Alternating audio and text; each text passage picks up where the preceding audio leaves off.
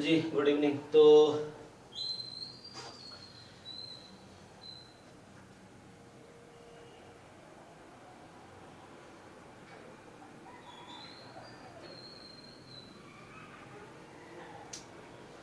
जो पहला क्वेश्चन है इसमें क्या है, इसमें है कि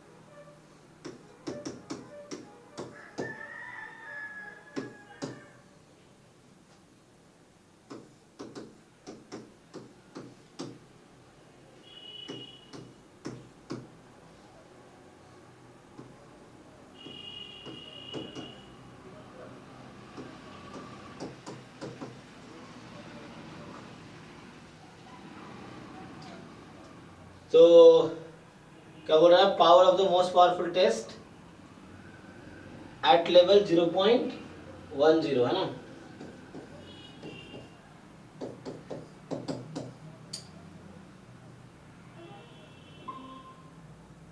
सो पावर क्या होगा, है ना।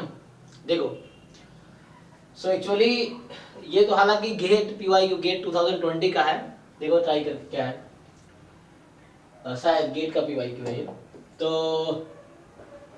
गेट एग्जाम का, तो इसका रेशियो अगर लोगे आप, likelihood function under H1 this, तो ये रेशियो क्या होगा, जैसे जब ये x की वैल्यूज थी ना, तो सर पहला का 2 आ रहा है रेशियो। ठीक है।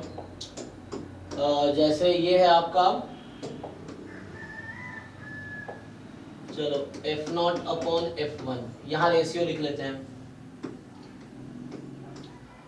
तो 0.10 अपॉन 0.2 है 2, फिर मतलब 2 लिखने के बजाय ऐसे लिखो 10/5, 10/6, 10/8, 10/9, और यहाँ क्या हो 10/12,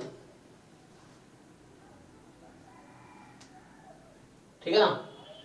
1272, 6 ओके है ये सही लिखा ना मैंने रेशियो।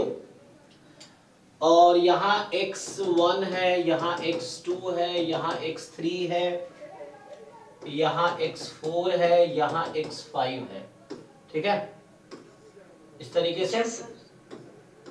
चलिए तो यहाँ आप क्या नोट कर रहे हैं कि लाइक्लीहुड फंक्शन क्या है, इंक्रीजिंग है, डिक्रीजिंग है, क्या है, मतलब लाइक्लीहुड रेशियो क्या हो रहा है यहाँ पे, डिक्रीज कर जी। सो इसका डिनोमिनेटर इंक्रीज कर रहा है तो वैल्यू डिक्रीज कर रही है। सो एक्चुअली ये था LH0 upon LH1 is decreasing, तो हम लोग जानते हैं। तो this implies critical reason is, लेकिन यहां पे प्रॉब्लम क्या है, क्रिटिकल रीजन इज है ना more than equal to k, ये हम लोग जानते हैं। बट अगर इसके हेल्प से हम काम करेंगे, सो अगर हम निकाले, सो इस क्रिटिकल रीजन के हेल्प से ना यहाँ पे मुझे k एग्जिस्ट ही नहीं करेगा। देखो आप यहाँ पे आप x more than equal to चाहो तो 1 निकाल के देख लो, तो निकालोगे तो ये एग्जैक्टली 1 आ जाएगी। x more than equal to 2 निकालो तो 0.90 आएगी। x more than equal to 3 निकालो 0.80 आएगी। x more than equal to 4 निकालो 0.70 आएगी। और probability x more than equal to 5 निकालो तो 0.60 आएगी। तो ऐसा कोई k एग्जिस्ट ही नहीं करता है ना यहाँ पे। तो इस केस में तो दूसरा ऑब्जर्वेशन ये है कि मुझे क्या करना है, आई नीड मुझे क्या रखना है, लेवल ऑफ सिग्निफिकेंस क्या होना चाहिए, level of significance level should be, जो अल्फा है वो 0.10 होना चाहिए। So probability of rejecting H0 when H0 is true, देखो इसमें दो तरह के केस होते हैं, आगे जाकर देखोगे, रैंडमाइज टेस्ट होते हैं, एक नॉन रैंडमाइज टेस्ट होते हैं। तो यहाँ पे क्या करेंगे हम लोग, ये तो नॉन रैंडमाइज था, तो इसको रैंडमाइज टेस्ट में कन्वर्ट करेंगे। तो यहाँ पे जो हम क्रिटिकल रीजन लेंगे वो कुछ ऐसा लेंगे, जैसे अभी जो लिख रहे थे ना, तो इसको बोलते हैं जो टेस्ट फंक्शन है, इसके हिसाब से जो टेस्ट फंक्शन बनता है 5x, ये था 1 if x is more than equal to k and 0 if x is क्या लेस देन k, ऐसे समझ लो, या अदरवाइज। तो ये टेस्ट फंक्शन, लेकिन मैं अभी क्या करूंगा, मुझे एक ऐसा टेस्ट फंक्शन कंस्ट्रक्ट करना। तो इस केस में क्या होगा, इस केस में आपका लेवल ऑफ सिग्निफिकेंस कभी भी वो नहीं आएगी। अच्छा, तो इसका आंसर क्या दे रखा है, पूछा क्या, पावर ना। Yes sir. तो इसका आंसर होगा आपका कितना है, 0.12 आंसर है। यस सर यही है ना, 0.12। तो यहाँ पे एक्चुअली क्या होगा, ये मेथड वर्क नहीं करेगा, है ना। ये मेथड जो है ना, इसको बोलते हैं, ये जो लिखा हुआ है ये है नॉन रैंडमाइज्ड टेस्ट, इसको ये बोलते हैं। So this will not work here, है ना। So this is non randomised test, और ये वर्क नहीं करेगा यहाँ पे। तो यहाँ पे यूज करना पड़ता है हमें रैंडमाइज्ड टेस्ट। ये क्या होता है,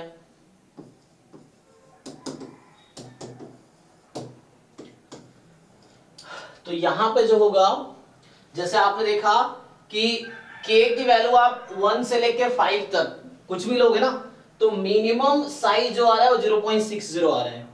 अगर मैं इस हिसाब से k की वैल्यू 1 लिया, 2 लिया, 3 लिया, 4 लिया, 5 लिया, तो मेरा क्या हो रहा है कि ये क्रिटिकल रीजन ओके है, बट मुझे टेस्ट स्टैटिस्टिक्स चेंज करना पड़ेगा। तो ये इसको बोलते हैं टेस्ट फंक्शन, ये जो लिख रहा हूं 5x, this is a test function, ठीक है। और यहां जो हम लिखते हैं प्रोबेबिलिटी ऑफ रिजेक्टिंग h0, इसी को लिख देते हैं expectation of 5x when h0 is true, under h0, है ना, h0 इज ट्रू। तो ये दोनों सेम ही चीज है, probability of rejecting h0 when h0 is true is same as expectation of 5x, ये चीज है। तो यहां पे क्या होगा, ये अल्फा की ये डेफिनेशन होती है 5x के टर्म में। सो हमें मतलब ये नॉन रैंडमाइज जैसे नहीं होगा, तो मुझे रैंडमाइज करना पड़ेगा। तो उसके लिए क्या करना पड़ेगा, सो मिनिमम जो साइज है वो 0.60 है ना, वरना इससे ज्यादा ही है। अब इसको मुझे अगर 0.10 बनाना है, ये साइज तो फाइंड कर रहा था मैं, अभी मैं क्या कर रहा था, मैं ये फाइंड कर रहा था under h0, x more than equal to 1 under h0, तो ये पूरा ऐड कर दिया, x more than equal to 2 under h0, तो ये पूरा ऐड कर दिया, x more than equal to 3 ये पूरा ऐड कर दिया, x more than equal to 4 ये ऐड, x मोर देन 5 ये कर दिया। तो अभी मैं क्या कर रहा था, अंडर h0 साइज निकाल रहा था यहाँ पे। तो हम बोलते हैं रैंडमाइज टेस्ट क्या होता है, so we will construct a test 5x, यहाँ 1 के बजाय हम लेंगे 1/6 if x is more than equal to k and otherwise 0 ले लो चाहो तो, अदरवाइज या यही चीज लिख सकते हो फिर के। ऐसा क्यों किया मैंने 1/6, यहाँ आप कुछ भी ले सकते हो, 0 से 1 के बीच का कोई भी नंबर ले सकते हो, इसको बोलते हैं रैंडमाइज टेस्ट, है ना। तो एक रैंडम नंबर यहाँ पे हम लिख रहे हैं, और इसलिए लिख रहे हैं क्योंकि हमारा टेस्ट लेवल ऑफ सिग्निफिकेंस को अचीव करे, मतलब जो टेस्ट का लेवल ऑफ सिग्निफिकेंस हो वो 0.10 आ जाए। अब इसके हिसाब से आप देखोगे ध्यान से, तो होगा क्या, यहां अगर मैं ये कंस्ट्रक्ट कर रहा हूं तो मेरा क्या होगा, यहां से क्रिटिकल रीजन जो आप E of 5x निकालोगे, आप ना E of 5x निकालोगे तो क्या आएगा, आता है कैलकुलेट करना आपको, how to find expectation of this 5x।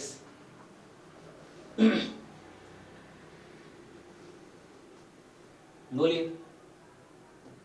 नहीं पता सर, रैंडमाइज तो नहीं रैंडमाइज भूल जाओ, ये एक रैंडम वेरिएबल है, ये एक रैंडम वेरिएबल y है, मुझे y का मीन निकालना है।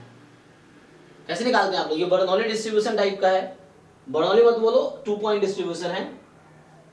जैसे ये y है, y बराबर 1/6 अगर x more than equal to k है, और y बराबर 0 if x is less than k।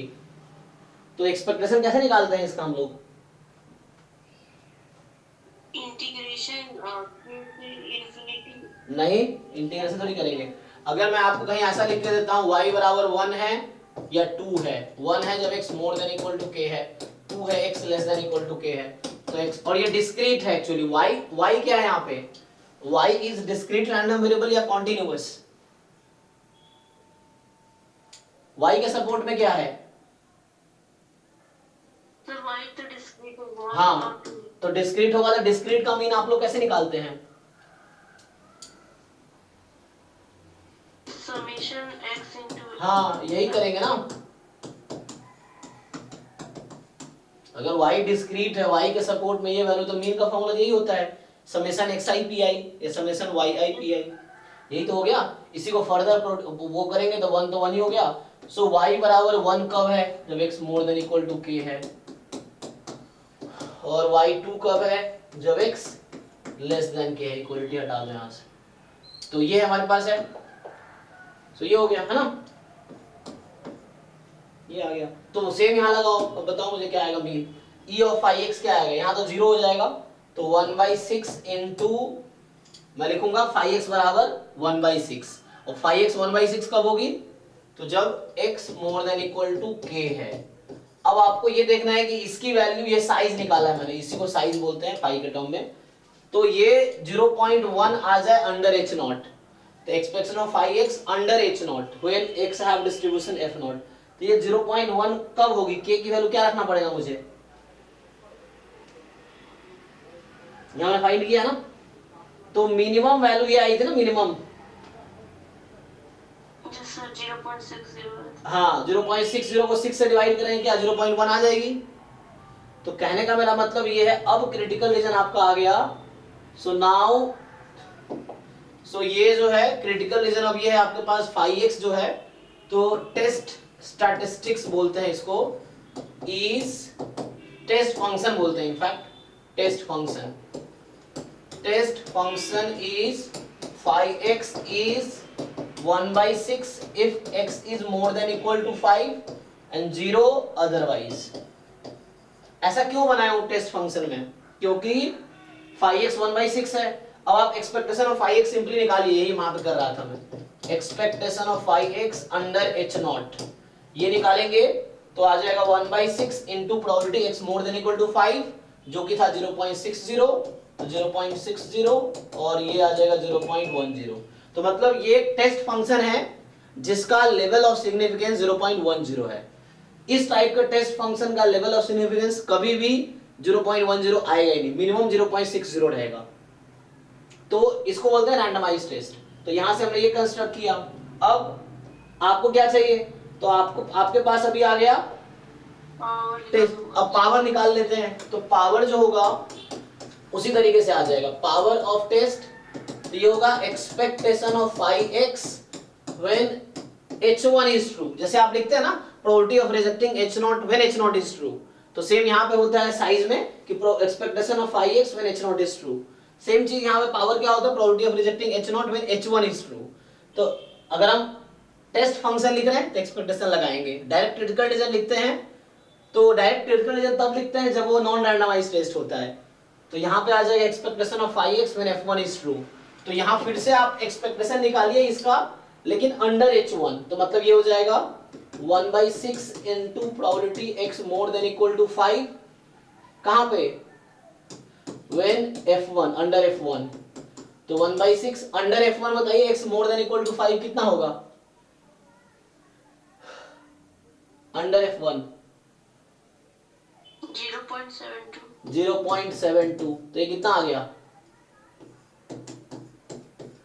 ऐसे इतना समझाने के लिए इतना करना पड़ा, वरना आप देख के बता सकते हैं आंसर कि यहाँ 0.60 है, तो 0.60 है तो ये 0.1 तो कभी देगा ही नहीं, तो मुझे 1/6 लेना पड़ेगा, तो ये नॉन रैंडमाइज्ड टेस्ट नहीं होगा। यहाँ तक ठीक था, ये क्रिटिकल रीजन निकालना यहाँ तक ठीक था, लेकिन प्रॉब्लम ये है कि ये जो क्रिटिकल रीजन है, तो इनडायरेक्टली हम कुछ नहीं बोलते हैं तो टेस्ट फंक्शन ये रहता है इन जनरल, मतलब बाय डिफॉल्ट से या रैंडमाइज्ड टेस्ट में, नॉन रैंडमाइज्ड में ये रहता है, लेकिन यहाँ पे इस टेस्ट फंक्शन से कभी भी लेवल ऑफ सिग्निफिकेंस 0.1 नहीं आएगी, तो उसके लिए मुझे रैंडमाइज्ड टेस्ट लगाना पड़ेगा।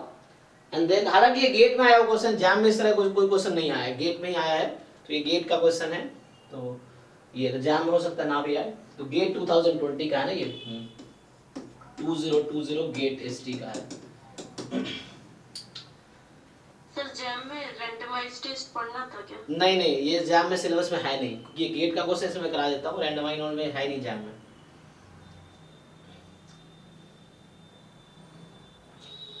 जो नेक्स्ट क्वेश्चन आपका है, इसमें क्या है कि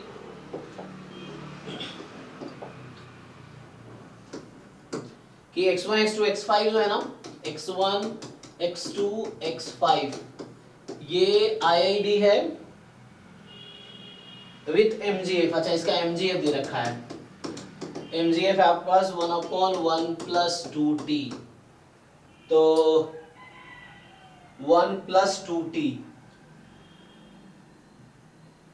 तो बताइए इसका वो क्या होगा, ये किस रैंडम वेरिएबल पे फिट बैठ रहा है? सर ये फिट ही नहीं हो रहा है ना, जैसे काई स्क्वायर में 1/1 - 2t होता है, काई स्क्वायर सॉरी एक्सपोनेंशियल का अगर होता तो हाँ, तो एक्सपोनेंशियल विथ मीन -2 हो गया, लेकिन -2 तो कभी मीन हो ही नहीं सकता। Yes sir, lambda greater than. हाँ, क्योंकि -2 तो मीन हो ही नहीं सकता। ये तो देखो आपको पता है ना, MGF यूनिकली डिटरमिन्ड डिस्ट्रीब्यूशन, तो ये क्वेश्चन में गलती किया है, यहाँ पे होना पड़ेगा 1 माइनस। अच्छा, मान लो अगर ये ठीक है, क्योंकि इससे डिस्ट्रीब्यूशन तो निकालना ही पड़ेगा, बिना डिस्ट्रीब्यूशन निकाले प्रोबेबिलिटी कैसे निकालेंगे हम लोग? तो सबसे पहले आपको डिसाइड करना पड़ेगा कि डिस्ट्रीब्यूशन क्या है। तो हर MGF यूनिकली PDF डिसाइड करता है, स्पेशली है ना कॉन्टिन्यूअस का है, तो आपको MGF पहचानना है जब स्टैंडर्ड होगा। तो स्टैंडर्ड तो यही बनता है कि 1 - बीटा टी की पावर -अल्फा, है ना, तो बीटा -2 है, बट ये कोई MGF होगा ही नहीं। अगर आप चेक करोगे तो MGF की क्या प्रॉपर्टी होती है, 0 पे 1 होना चाहिए, ठीक है 0 पे 1 है। अब आगे जो है कॉन्टिन्यूअस एंड डिफरेंशिएबल होना चाहिए पूरे उस पे, अच्छा R पे, है ना, तो 0 पे तो ठीक है, ये कॉन्टिन्यूअस डिफरेंशिएबल भी है, और बट ये किसी के इक्वल नहीं आएगा अगर एक्सटेंशन भी लिखेंगे। तो ये कोई स्टैंडर्ड डिस्ट्रीब्यूशन नहीं होगा। यहां से क्या होगा कि x का कोई स्टैंडर्ड डिस्ट्रीब्यूशन तो आ ही नहीं रहा ना, क्योंकि वैसा तब होता, मतलब आ भी रहा है कि x is exponential with mean जो है -2 है, यही ना, exponential with mean -2, but exponential का मीन नेगेटिव हो ही नहीं सकता, तो ये क्वेश्चन ही गलत है, इसको करेक्ट करना पड़ेगा। ये डिस्ट्रीब्यूशन -2 मीन का कैसे हो सकता है? और देखो जैसे पूछ रहा है तुमसे क्या, probability maximum of this is less than -2 तो मैक्सिमम मतलब ये सपोर्ट नेगेटिव कंसीडर कर रहा है ना, तो यहाँ अगर सपोर्ट नेगेटिव कंसीडर करोगे, लेकिन एक्सपोनेंशियल में सपोर्ट तो पॉजिटिव रहता है। होता है सर, मतलब पॉजिटिव होता है। हाँ, एक्सपोनेंशियल में तो सब पॉजिटिव होता है, यहाँ ये नेगेटिव कंसीडर कर रहा है, तो लेस देन -2, ये -x एक्सपोनेंशियल ऐसे -x एक्सपोनेंशियल कुछ उससे सोच सकते हैं। अगर हम ऐसा करें, -x एक्सपोनेंशियल है, अगर आप ऐसा देखो कि y बराबर -x है अगर, तो हम क्या करते हैं, MGF ऑफ -x क्या होता है, mx ऑफ -t, है ना, तो यहां से आप ये सोच सकते हैं कि ठीक है, अगर मैं इसको, लेकिन mxt लिखा है, तो मैं नया रैंडम वेरिएबल y बना सकता हूं बराबर -x, तो y का MGF क्या आ जाएगा आपका, तो यहां से अगर आप सोचो कि अगर y का MGF है, तो ये आपका हो गया 1/1 - 2t, है ना, तो यहां से जो है ठीक है, तो अब आ जाएगा वैसे ही, उसको रिप्लेस कर दो t को -t से, सो आपका आ जाएगा -t लेस देन 1/2, तो t लेस देन 1/2 आ जाएगा, ओके। एंड अब क्या करोगे आप यहाँ पे कि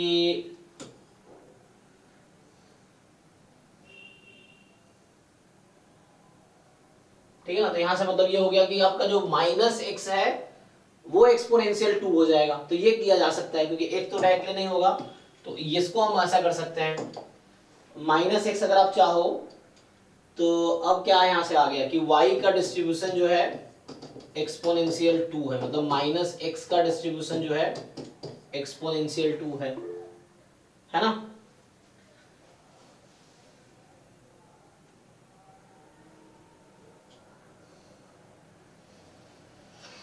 लेकिन यहाँ पे देखो तो अब क्या होगा, तो अभी ये एक्सपोनेंशियल 2 मीन 2 था, तो अब ये काई स्क्वायर 2 मतलब हो गया एक्सपोनेंशियल, हालांकि मैं मीन 2 बोल रहा हूँ तो एक्सपोनेंशियल 1/2 हो जाएगा, और 1/2 दैट इज काई स्क्वायर 2, ठीक है ना।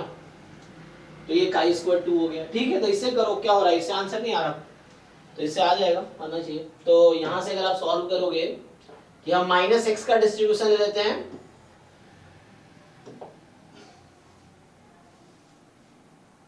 तो मतलब y का डिस्ट्रीब्यूशन जो है ना अब हमारे पास आ गया, हाँ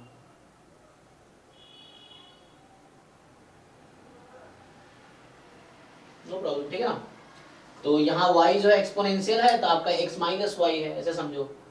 तो x जो है वो माइनस वाई है, तो y जो है y इज काई स्क्वायर 2, ये है ना यहाँ से y बराबर minus x, so y is chi square 2, y का distribution, and x is minus of y, ऐसा, या y is minus of x, same चीज है। तो अब इसको सॉल्व करोगे तो यहाँ से क्या आएगा, तो प्रोबेबिलिटी जैसे यहाँ पे बोला जा रहा है मैक्सिमम ऑफ, तो maximum of x1 x2 x3 यही है, less than -2 given minimum of आपका है x4 x5 is equal to 2, equal to 2। अच्छा, तो इसको सिंप्लीफाई करो तो इसमें कुछ प्रॉपर्टी लगानी पड़ेगी मैक्स मीन की। तो हम लोगों ने क्या थ्योरम पढ़ा था, तो इसका मतलब इन सब का मैक्सिमम लेस देन -2 है, इसका मतलब क्या है, less than -2 x2 less than -2 x3, और इन दोनों का मिनिमम 2 है, सो x4 is equal to 2 होगा या x5 is equal to 2।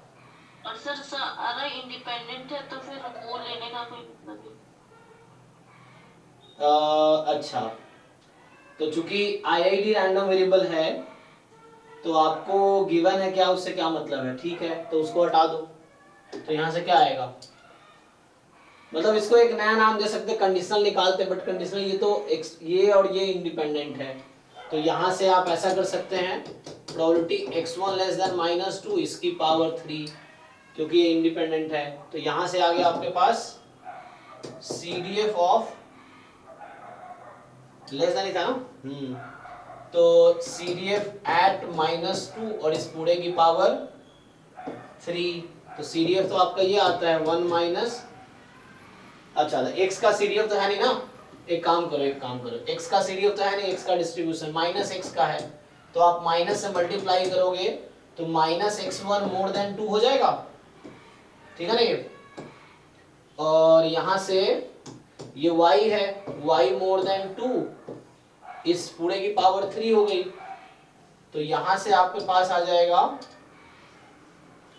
y more than 2 का मतलब क्या है, तो हो तो गया है ना, तो यहाँ से क्या आ जाएगा, e की पावर -2 टाइम 2 होगा, y का डिस्ट्रीब्यूशन क्या था, एक्सपोनेंशियल विथ मीन 2, अच्छा मीन 2 था ना, तो y का जो PDF है यहाँ से क्या लिखेंगे आप, आपका y का जो PDF है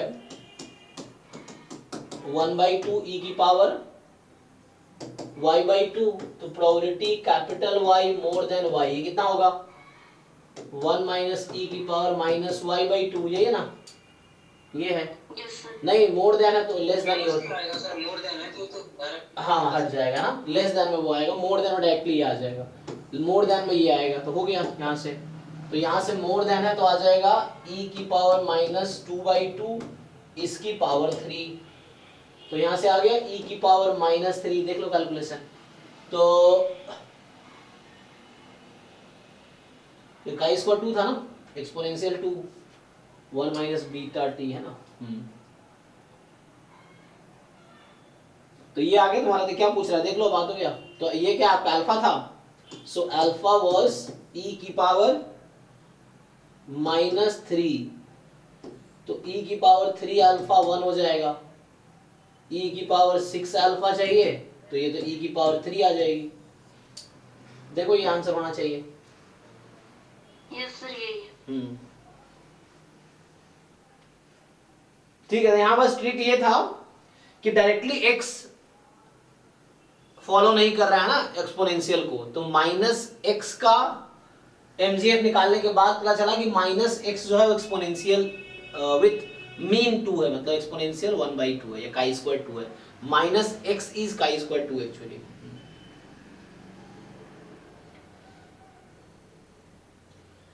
हाँ जी, नेक्स्ट देखिए, नेक्स्ट जो है इनका, हाँ कि ये क्वेश्चन कह रहा है आपसे कि एक से एक रैंडम, बताइए। सर वो जो P0 plus P1 dot dot equal to 1 लेंगे, हाँ वो 1 हो रहा है। अब नेक्स्ट इक्वेशन होता है कि 1 इंटू P1, मतलब वो 0 तो आउट हो रहा है ना नेक्स्ट इक्वेशन में। अच्छा अच्छा, एक मिनट, ये 1 हो रहा है हाँ, और दूसरी वाली जो इक्वेशन हम खोलेंगे, इसको अगर हाँ ओपन करेंगे तो क्या बनेगा कि ये तो P0 खत्म 1 हो इंटू जाएगा, P1, हाँ P1 2 time P2 3 time plus, P3, हाँ यही ना। हाँ हाँ, बताइए फिर। वो इक्वल टू होगा, वो एक्सपेक्टेशन दिया, आप देखिए, हाँ वो एक्सपेक्टेशन दिया हुआ है सर, 1 दिया हुआ है। हाँ ये भी 1 है, सही बात है। फिर उसके बाद 1 स्क्वायर, मतलब 1 स्क्वायर P1, 2 हम्म स्क्वायर, 1 स्क्वायर P1, 2 हम्म स्क्वायर P2 वही सिंपल। प्लस, हाँ डॉट डॉट इक्वल टू 2 होगा।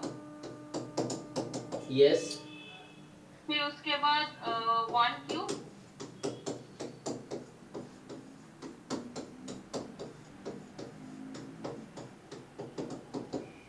ये 5 है ना।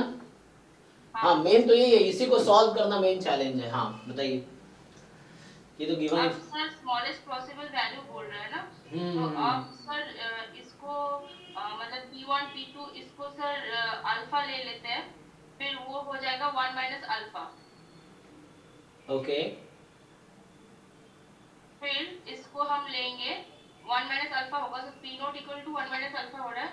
अब क्या करेंगे कि P1 प्लस जो P2 plus P3 plus P4 ऐसे करके इंफिनिटी तक क्या होगा, 1 माइनस अल्फा होगा।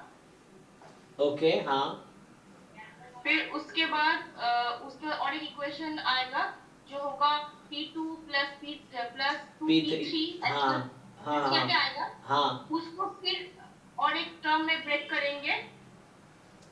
हाँ, मैं समझ रहा हूँ जो आप कह रहे हैं। तो ये ऐसे ब्रेक हो जाएगा, हाँ P1 plus P2 and dot dot dot हो गया, फिर अगला होगा P2 plus P3 plus dot dot dot, 2P3, हाँ हाँ हाँ। नहीं यही बाद में P3 प्लस P4, ऐसे ब्रेक कर सकते हैं आप। हाँ, आगे फर्दर चलता रहेगा। हाँ ऐसे करते करते इक्वल टू 1 होगा, हाँ ठीक है, ये चलता रहेगा फर्दर। फर्दर चलेगा। फिर वो हाँ उसको सर 1 माइनस अल्फा कर दीजिए। हाँ, ये वाला 1 माइनस अल्फा हो गया, हाँ ठीक है। ये नहीं P1, 1 माइनस अल्फा ठीक है। P नॉट 1, हाँ। अब नहीं वो पोर्शन अल्फा होगा, क्योंकि पहले तो हम लोग उसको अच्छा अल्फा एक लेते मिनट, हैं। ये आपका हो गया 1 माइनस प्रोबेबिलिटी एट 0, ये आएगा हाँ 1 minus probability at 0 minus probability at 1, इस हाँ तरीके से चलता रहेगा।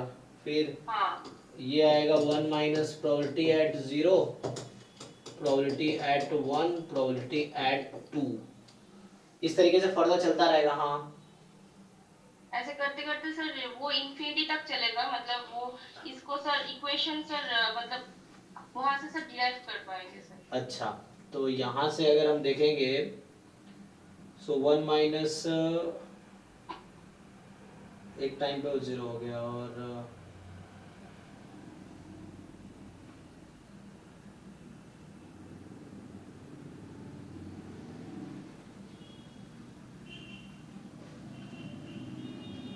सर उस उसके बाद वो जो अल्फा का जो वैल्यूज आएगा जो हाँ वो एक्स नॉट का जो वैल्यू होगा वो पुट करते मतलब उसको सर मतलब क्या वो सीरीज में आ जाएगा सर, मतलब एक्स नॉट उसको एक सीरीज में हम कन्वर्ट कर पाएंगे उसको सर, मतलब मतलब वो इनफाइनाइट सीरीज को हम लिख पाएंगे उससे तो मतलब। आपका आंसर आया है इसमें? हाँ आपका आंसर आया है 0 पे? 0 पे सर आंसर आया है सर। क्या आया? मतलब मैंने एग्जैक्ट तो नहीं किया, मतलब मैंने जो सॉल्व किया है उसको। हाँ तो एग्जैक्ट सॉल्व कीजिए, देखिए क्या आता है। मतलब मेन है इस सीरीज को सॉल्व करना, वही तो बोल रहा हूँ, सॉल्व करना थोड़ा चैलेंज है, इसमें टाइम जाएगा काफी, इसको सॉल्व करना पड़ेगा। तो आप सॉल्व करके एग्जैक्ट आंसर निकालिए फिर बताइए, है ना। वो थोड़ा टाइम लगेगा इसमें, क्योंकि वैसा सॉल्व करने में थोड़ा टाइम जाएगा। तो कर तो सकते हैं but it will take time. तो उसमें आप एक बार सॉल्व करके आप बताइए क्या आंसर आ रहा है। ये कहीं ना कहीं एडिशन सब्ट्रैक्शन किया जा सकता है, formula A cube minus B cube type का, वो तो दिख रहा है। एलिमिनेट अगर आप कर सकते हैं तो यहाँ बस P0 एक्स्ट्रा है, बाकी के हेल्प से आप इसको एलिमिनेट कर दीजिए तो आ जाएगा आंसर। तो अब एलिमिनेट कैसे करेंगे ये जरूरी है ना।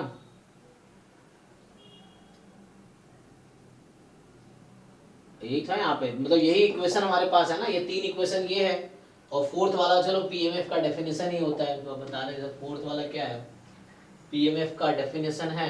अब ये 4 इक्वेशन है, so probability x is equal to x from 0 to infinity, this is 1। तो ये आपके पास 4 इक्वेशन है, दिस 4 इक्वेशंस के हेल्प से मुझे निकालना है probability x is equal to 0, है ना। हो सकता है निकाला जा सकता है, बट अभी मुझे लग रहा है टाइम लगेगा करने में। फाइंड किया जा सकता है इसको, कहीं ना कहीं कैलकुलेशन है जस्ट। तो ये 4 इक्वेशन है आपके पास, इन 4 इक्वेशन की हेल्प से x बराबर 0, इन बाकी टर्म्स में x बराबर 0 के कोएफिशिएंट 0 ही है, बस यहीं पे है जो x बराबर 0 कोएफिशिएंट नॉन जीरो है। तो कुछ ना कुछ मैनिपुलेशन करके आ सकता है, बट कैसे आएगा, और भी तरीके हैं एक्चुअली। अच्छा एक और तरीका ये होता है, ex का ना एक ये फॉर्मूला था ना, डिस्क्रीट में भी तो होता है, वो नॉन नेगेटिव है तो I can write, okay 1 minute, ex होता है ना 0 से infinity 1 minus CDF of x क्या होगा dx। सो ये जैसे ex 1 है, फिर ex स्क्वायर अगर आप फाइंड करते हैं तो 0 से इंफिनिटी क्या होता था याद है, यहाँ 2x 1 माइनस CDF dx, ये हमें दे रखा है शायद 2, है ना।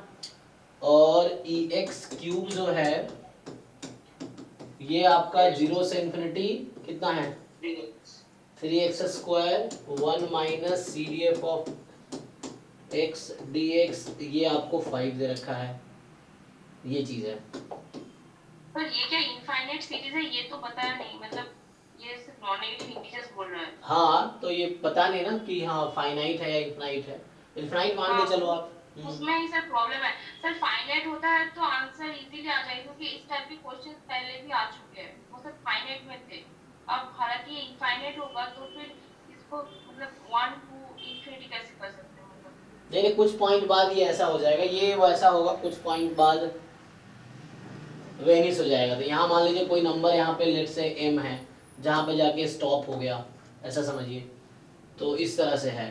अब यहाँ इसके हेल्प से हम निकाल पाएंगे क्या, तो अगर आप CDF एट 0 निकाल पाते हैं तो that is the probability at 0, क्योंकि सपोर्ट तो 0 से ही स्टार्ट हो रहा है ना, ये है। तो ये अगर निकाल पाएंगे, या यहाँ एक दूसरा कॉन्सेप्ट भी है, ये फॉर्मूला समेशन में भी होता है, इसको एक बार देखना पड़ेगा आपको कहाँ से स्टार्ट होता है। ऐसा था ना, probability x more than small x x from 0 to infinity, ये भी कहीं ना कहीं ex के इक्वल आता है।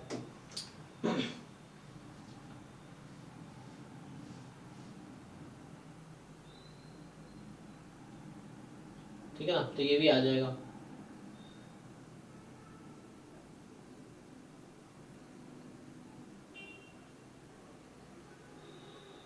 ठीक है मैं इसको सिंपलीफाई करता हूँ, है ना, एक मिनट मुझे दोबारा याद दिलाना जिनका डाउट।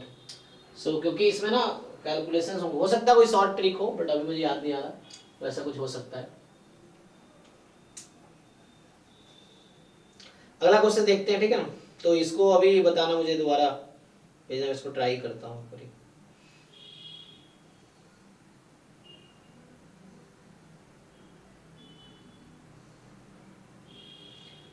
भाई संजय, तुम क्लास में थे नहीं उस दिन जब बता रहा था मैं 15? सर उस दिन शायद मेरी क्लास छूट गई। हाँ तो वीडियो जाकर देखो, समझ आ जाएगा, बहुत इजी है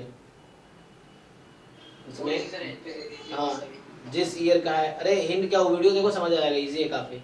कि तुम्हें सेलेक्ट करना है, मतलब वो देखो, नहीं समझ आया पूछो, तो लाइव क्लास में रहो, या फिर नहीं समझ आया फिर पूछना, क्योंकि फिर मैं 10 मिनट समझाने में लूँगा, फिर टाइम खत्म होगा। उससे अच्छा वहाँ समझाया ही, उसके वीडियो देखो, नहीं समझ आया फिर पूछो कि क्या समझ नहीं आया। सर वीडियो नंबर कौन सा है? ये किस ईयर का पेपर है? ये 2006 का, किस ईयर का है ये? 6 का। हाँ 2006 का देखो जाके, उसमें बैच 3 में देखो, 2006 का लेक्चर नंबर होगा 38 या 37, 36 या 37, वो लिखा हुआ है ना 2006 सॉल्यूशन। बैच 3 का वीडियोस देखो। हाँ जी, तो ये जो नेक्स्ट क्वेश्चन है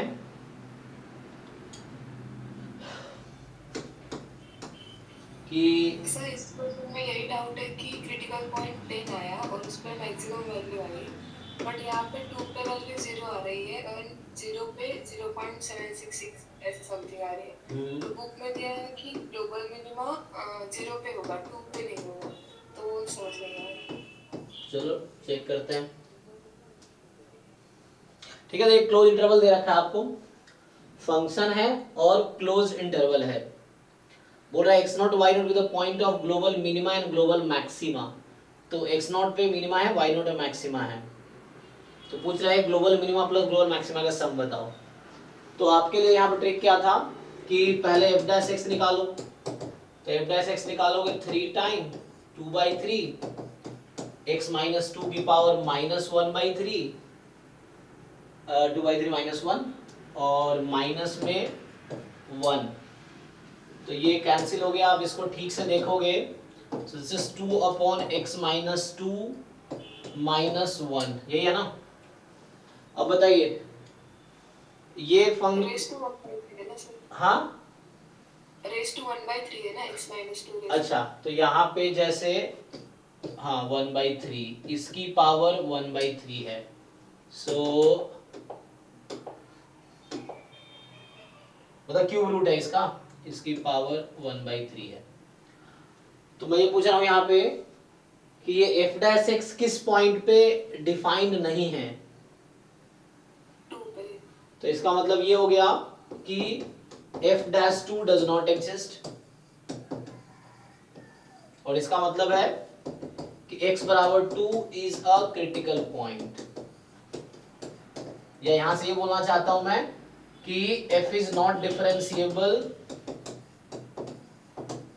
eight x is equal to 2, है ना। 2 इज, हमने पढ़ा था ना क्रिटिकल पॉइंट का डेफिनेशन। कोई बताओ क्या था क्रिटिकल पॉइंट का डेफिनेशन, क्या था? किसी फंक्शन का क्रिटिकल पॉइंट का डेफिनेशन क्या है, हाउ टू डिफाइन? सर उस पे फंक्शन की वैल्यू 0 होगी या उसका स्लोप 0 होगा? अरे यार डिफाइन नहीं होगा उसमें। डिफरेंशिएबल होगा तो डेरिवेटिव 0 होगा। डिफरेंशिएबल नहीं हुआ तो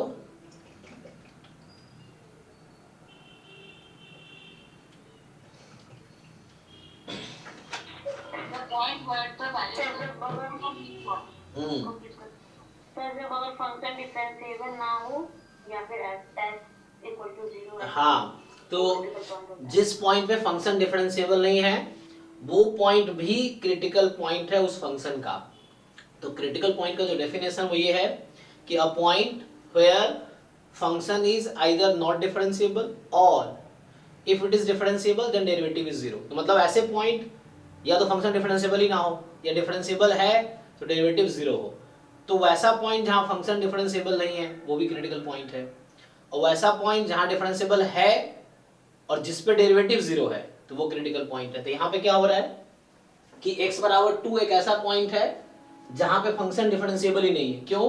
क्योंकि फंक्शन का डेरिवेटिव 2 पे एग्जिस्ट नहीं करेगी, तो f डैश 2 एग्जिस्ट नहीं करेगी, तो मतलब 2 हमारा क्रिटिकल पॉइंट है। अब अगला क्रिटिकल पॉइंट, तो 2 के अलावा हर पॉइंट पे except 2 at every point this function is differentiable. So आपको क्या करना है, f डैश x को 0 पुट करना है।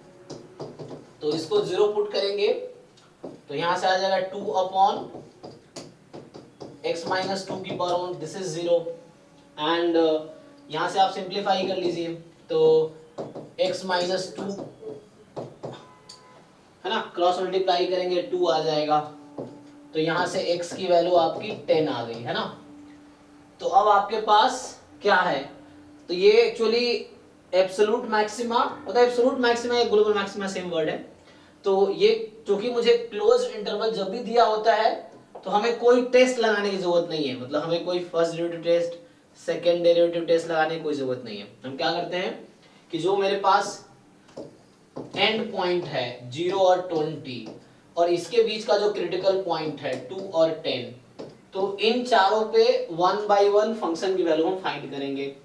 तो हमारा काम क्या है, f0 निकालना, f2 निकालना, f10 फाइंड करना और f20 फाइंड करना। इनमें से जिस पॉइंट पे हाईएस्ट वैल्यू आएगी that is the point of global maxima, और जिस पे लोएस्ट वैल्यू आएगी that is the point of local minima. तो निकालिए, समझ आया? थोड़ा दिखाऊं? सर मतलब 2 पे वैल्यू 0 आएगी तो लोकल मिनिमा 2 पे 2 पे होगा ना।